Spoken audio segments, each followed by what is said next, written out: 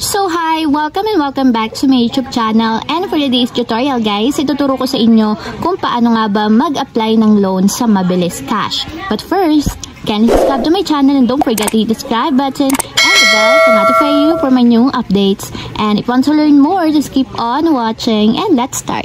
So ayan guys, for today's video, make sure na meron na tayong application ng Mabilis Cash. Kung wala pa kayong account or hindi pa kayo register sa Mabilis Cash, maglalagay ako ng link sa description box and nandun yung tutorial kung paano nga ba mag-download at mag-register ng Mabilis Cash app. So ayan, i-open ko na yung aking Mabilis Cash. So ayan guys, ganito yung magiging itsura niyan kapag meron na kayong account or naka-register na kayo dito sa Mabilis Cash. So dito sa profile, makikita nyo yun yung phone number, and dito sa homepage may makikita kayong apply. So kung wala pa kayong mga loan guys, ganito yung lalabas, apply. Pero kung may loan na kayo, iba na yung lalabas dito sa homepage. So para makapag-apply tayo ng loan guys, kung makikita nyo naman, up to 40,000 pesos ang pwede nating mahiram kay Mabilis Cash. So para makapag-apply tayo ng loan, itatap lang natin dito yung apply. And ayan guys, pipill up man lang natin yung mga basic information nila. So meron tayong 4 na category: basic information, contact information, work information, and yung list of IDs ninyo. So una is, magpipill up muna tayo ng first name. Make sure guys na magtutugma yung inyong basic information sa ID na isasubmit ninyo kay Mabilis Cash para hindi tayo magkaroon ng problema sa kanila. So after ng first name and last name, ilagay natin yung gender, so female. Then, date of birth guys, lagay nyo lang yung inyong legit na date of birth. Then, after yung may lagay yung date of birth, itap na natin yung confirm. So, ayan, education level. So, lagay nyo lang yung inyong education level. Then, dito naman sa marital status. So, depende sa inyo kung ano yung status na ilalagay ninyo. Then, purpose of loan. So, ano ba yung reason? Bakit kayo manghihiram ng loan kay Mabilis Cash? So, depende sa inyo guys. Lagay nyo lang yung inyong reason. Then, dito kailangan maglagay kayo ng inyong email address. So, lagay nyo lang yun yung email address. Then, after nyan, residential address. So, lalagay nyo lang kung saan kayo nakatira as of now. Lagay nyo lang. Then, after nyo mailagay yung inyong residential address, itap na natin yung confirm. So, ayan, dito naman sa detailed address is yung eksaktong bahay ninyo. So, lagay nyo yung lot or block number and then yung street address ninyo. So, lagay nyo lang. Then, after nyan, dito naman sa length of residence. So, kung gaano katagal na ba kayong nakatira dyan sa address na nilagay ninyo. So, lagay nyo lang. Then, after naman dito is kung meron kayong credit card. So, kung wala, 0. Kung meron, ilagay nyo din dito. So, tap 0. The number of children, kung may anak kayo, ilagay nyo dito. Kung wala is 0 nyo na lang.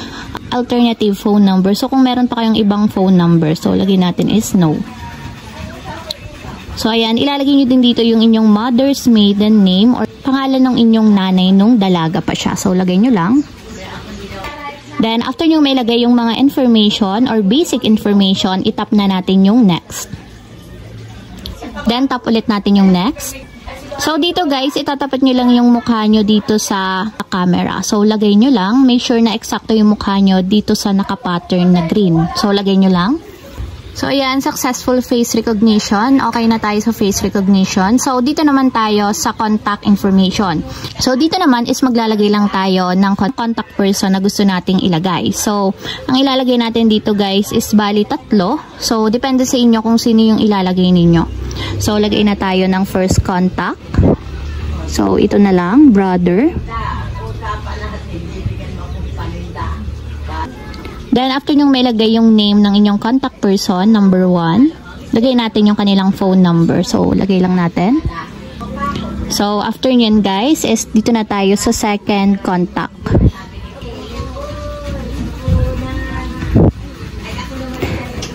So, name ulit. Then, after nyan, phone number naman ng inyong second contact. Then, after nyan, proceed na tayo sa third contact. So, bali 3 contact person yung ilalagay nyo dito.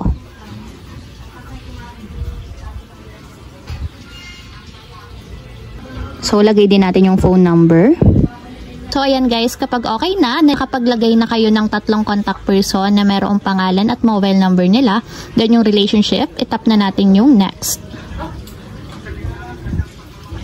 So, ayan, ito naman is working information. So, ilalagay nyo yung inyong job details regarding kung paano ba kayo kumikita sa pang-araw-araw. So, job type, fill up natin yung job type. So, for example, is freelance. Then, kung gaano kadalas kayong kumikita dito sa freelance. So, lalagay ko na lang is once a month. Then, next payday ko is sa 23. Then, total monthly income is kung magkano ba yung income ninyo talaga monthly. So, lagay natin. For example, is 20K. Then, length of employment or tenures, kung gaano katagal na kayo dito sa profession na to or dito sa employment status ninyo. So, lagay nyo lang. Then, loan status, guys, kung ano yung loan status ninyo, kung meron kayong loan or online loan or depende sa inyo kung ano yung ilalagay nyo. So, no loan na lang. So, dito naman tayo sa company location. So, depende sa inyo. So, much better kung kayo is work from home, ilagay nyo na lang yung address din ninyo sa bahay. Kasi kailangan talaga maglalagay tayo ng company location. So, kung hindi naman kayo work from home, ilagay nyo lang yung address kung saan ba talaga kayo nagtatrabaho. So, lagay lang natin. So, ayan. Tap natin yung confirm. Then, detailed address is kung saan yung block or lot. Then, street address ng inyong work address. Then, after yan guys, dito na tayo sa pinakambaba. Optional information is depende sa inyo kung gusto nyong lagyan. So, pwede namang hindi na since optional lang siya.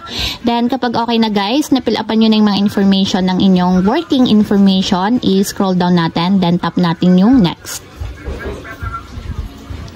So, ayan, dito naman is yung last part. So, ID information. So, dito ilalagay lang natin kung ano ba yung valid ID na meron tayo. So, ako isang gagamitin ko na lang is yung PhilSys ID or yung national ID. So, ID type is tap natin. So, ito nga pala guys yung mga list of IDs na ina-accept nila. So, mas recommended nila itong apat na nasa taas, yung PRC ID, SSID, UMID, and then postal. So, other ID type na itong nasa baba. So, kung wala kasi kayo nitong apat, pwede kayong mamili dito sa nasa baba. Ibig sabihin lang nitong recommended ID type is kapag meron kayo nito or ito yung sinubmit ninyong apat, more chances na ma-approve kayo ng mas malaking amount.